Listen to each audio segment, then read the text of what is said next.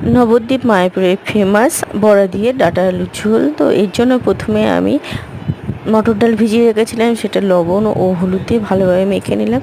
এদিকে সরষের তেল গরম করে নিয়েছি, তার মধ্যে দিয়ে দিলাম বড়াগুলো এপিট ওপিট উল্টে লাল লাল করে ভেজে নেব।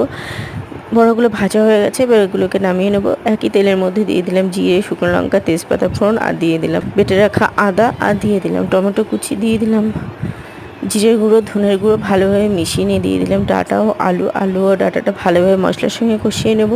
তারপর ভালোভাবে কষানো হয়ে গেলে এর মধ্যে দিয়ে দিলাম গরম জলটা ভালো করে মিশিয়ে নিয়ে দিয়ে দিলাম স্বাদ মতো লবণ, হলুদ গুঁড়ো, আর দিয়ে দিলাম 4টে কাঁচা লঙ্কা। ভালো করে মিশিয়ে ঢাকা দিয়ে বেশ কিছুক্ষণ রান্না করে নেবো।